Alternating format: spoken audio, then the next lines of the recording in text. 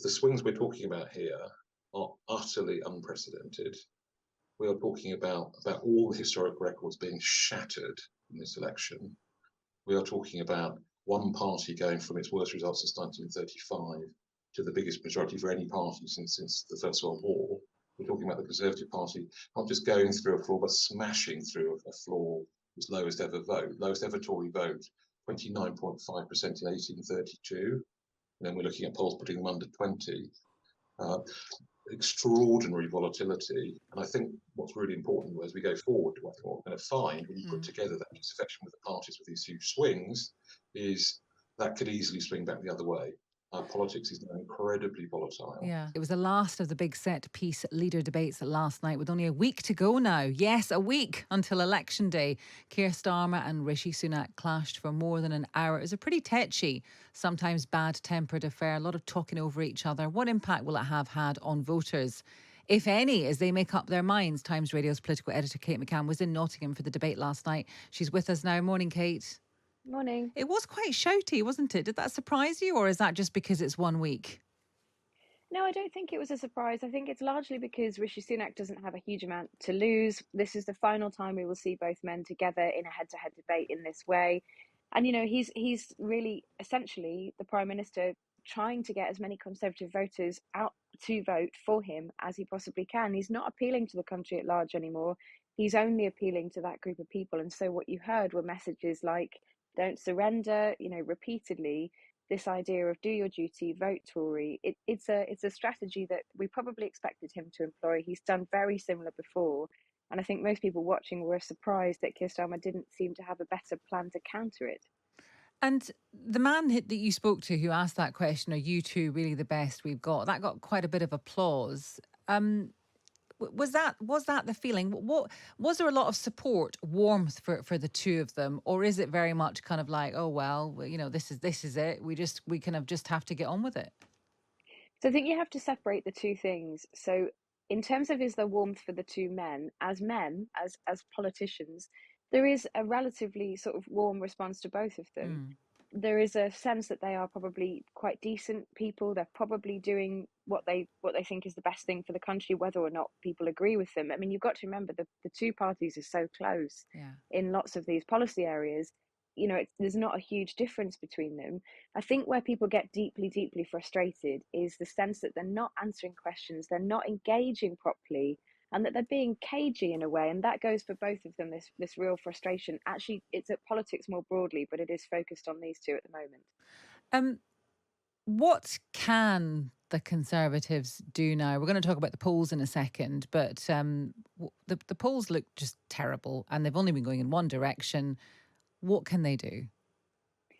To win the election, probably nothing. But in terms of trying to get the voters that they need to vote for them, it's all about using last night, Rishi Sunak's performance last night, to get sort of people on the doorstep, those who are leafleting for the party, enthused about the Conservatives, a feeling that it's not all over, that there is still something to play for. I think for Labour, the next week is going to be absolutely crucial. Keir Starmer will want to keep his head down, get through it, get to the end. Then, obviously, if they do get into government, they've got a huge job ahead of them. There's some really interesting, though, results of some more uncommon focus groups about last night, where people say that they felt disappointed because they want change to mean something. It's not good enough for Labour just to say vote for change. They want to understand what that change is. And I think that might come sort of for Labour, that question over the next week. That's interesting, Kate. Thank you very much. That's Kate McCann. She is Times Radio's political editor. Let's talk then about the latest big MRP polls. Two of them are suggesting that as things stand, the Conservatives will win under 80 seats. History says that cannot possibly be right. On the other hand, how could the polls possibly be getting it so wrong and for so long? Let's get some help, shall we, from someone. Andrew Cooper, Lord Cooper, is a pollster and was the Downing Street strategy director under David Cameron. Good morning to you. Good morning. I mean, these polls must make the Conservatives' eyes bleed. They seem to get worse every single time. And I wonder, is there a kind of line that the polls cross where people actually start to not believe them as much as they have done? I mean, if you kind of put these two polls together, these two MRP polls, both of them saying that the Conservatives will get under 80 seats. One of them saying that the Conservatives won't even be the second party, that it's the Lib Dems, it's Ed Davey who's going to be the opposition. One of them saying the Reform are going to get 18 seats. How seriously should we be taking these? Well, the polls you're talking about there, the MRP polls, that's the application of quite a new technique. And actually, there've been quite a lot of those polls through this campaign, and they've been saying quite different things. Actually, there's one last week that said the Tories would be 155. The scale of Labour majority projected by these MRP polls ranges from 350 to 130. So actually, because we tend to look at the averages of the polls, we get this sense that they're saying the same thing. And in that sense, the average of the polls, the Tories have been 20% behind for a year and a half. Nothing's made any difference. But actually, if you look across the range of the polls, and there's more than 20 different polling companies producing polls, and we're getting 3, 4, or 5 every day through this campaign. But just in the last week, so the range of Labour support across all the polls is somewhere between 35 and 43. Tory support somewhere between 18 and 25. The Lead somewhere between 14 and 27. They don't agree on whether the Tories are ahead or behind Reform UK. Actually, there is a real spread there.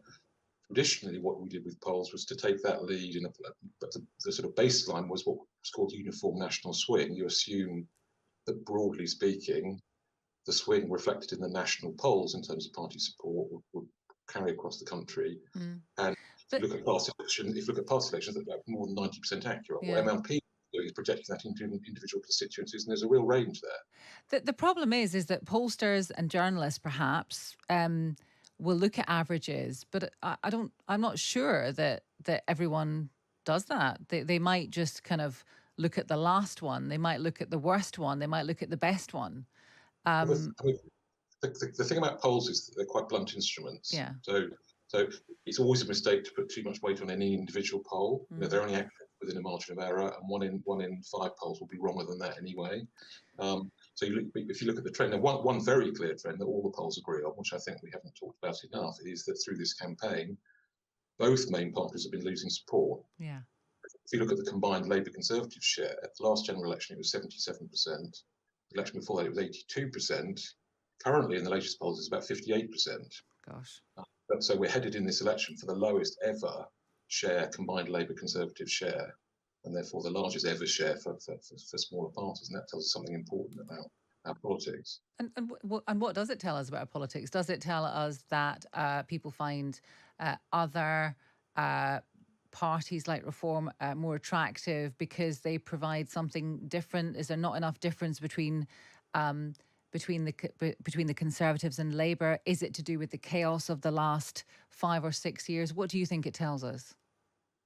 I mean, it's part of a pattern of continuing disaffection with politics and alienation from the two parties. I mean, it's reflected in what that gentleman said last night about the two leaders. It's the point that Kate McCann just made about more in commons focus groups. The sense that just saying change isn't enough. We want more clarity. It clearly speaks to a general mood that the parties don't seem to have answers to the problems of the country. And I think that's a real problem. The other thing, which I think is easy to sort of just park, but is actually extraordinary, is the swings we're talking about here are utterly unprecedented. We are talking about all the historic records being shattered in this election. We are talking about one party going from its worst results since 1935 to the biggest majority for any party since the First World War. We're talking about the Conservative Party not just going through a floor, but smashing through a floor, its lowest ever Tory vote, 29.5% in 1832. And then we're looking at polls putting them under 20. Extraordinary volatility. And I think what's really important as we go forward, what we're going to find when you put together that disaffection with the parties with these huge swings, is that could easily swing back the other way. Politics is now incredibly volatile. Yeah. We talked before about the concept of the shy Tory. What kind of proportion of shy Tories do you think there are this time around? I think there probably are shy Tories because this is a grim and grisly government, and it's not many people who are going to vote for it anyway would be willing to say so. It's been a source of poll error in the past.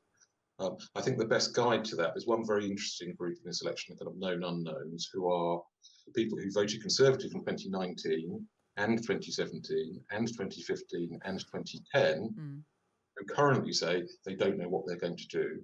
And it's nearly 1 in 5 of the people who voted Conservative for the last election. So that's about 8 or 9% of the voting electorate. Now, all the polling on those people says they really don't like Rishi Sunak. They really think this government is terrible. But when pushed, they would still rather have this government that they don't like than a Labour government. And I think if there's any hope at all for the Tories in the poll narrowing in the remaining days, is that they can squeeze some of those people reluctantly, grudgingly, half-heartedly back to the Tories because they really don't want a big Labour majority. There's been some discussion and then scepticism about a so-called supermajority and whether that's a bad thing. But if a party does get a big majority, what happens to the kind of the ethos of that party, the essence of it? For example, there could be new Labour MPs in very traditional Tory heartlands, and presumably that will have an impact on the issues that they talk about and they care about. And then, therefore, does that change or influence the direction of that party? Yeah, I mean, that's absolutely right.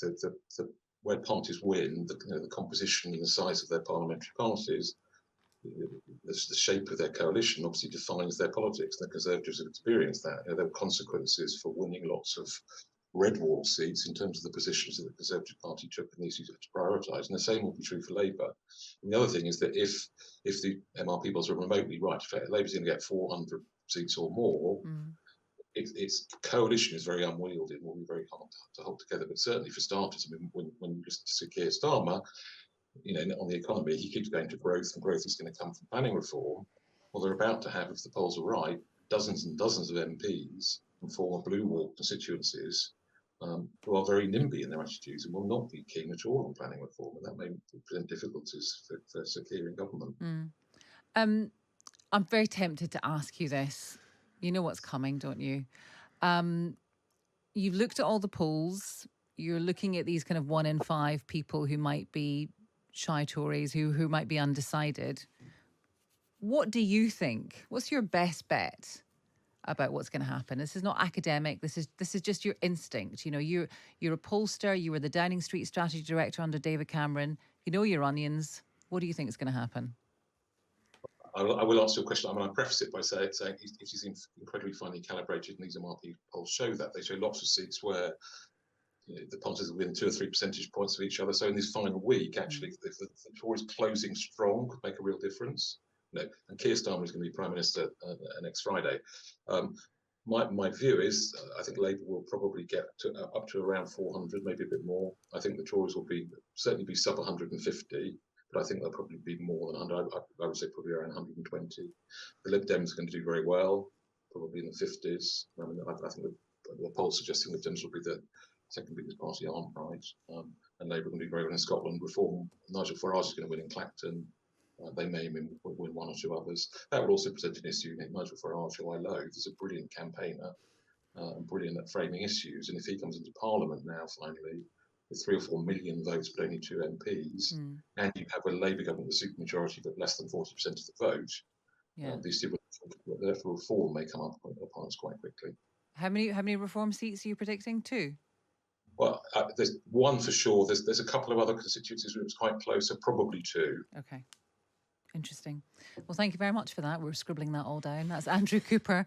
Lord Cooper, who's a pollster, was the Downing Street strategy director under David Cameron. That's so interesting, isn't it? That we've been trying to work out, because instinctively, because we're massively soft people, we sort of think the answer's always going to be in the middle somewhere. But that does make sense, because when you're hearing these polls saying 50, 55, 60, the third party, it does feel unrealistic. But I mean, we are living in strange times. So what he was saying there, 120, which would still be one of the worst performances ever, and good for the Lib Dems. But he's putting it somewhere in the middle. Maybe don't listen to the full extremes. But a lot of these MRPs are saying similar things. So it's not proven, though. And I think reforms are big. People don't quite know what to do with reform. That could have a big impact in ways that aren't predicted. Yeah, it's very interesting. Anyway, we love talking to Andrew Cooper. He did mention a constituency. Did he? He did. He mentioned Clacton, so we're going to go through the list. Matthew Bensalem, Lib Dems, Nigel Farage, Reform, Craig Jameson, Climate Party, Tony Mack, Independent, Natasha Osborne, Green Party, Jovan Owusu, Nepal, Labour, Tassos Papanastiasu, Heritage Party, Andrew Pemberton, UKIP, Giles Watling, the Conservatives,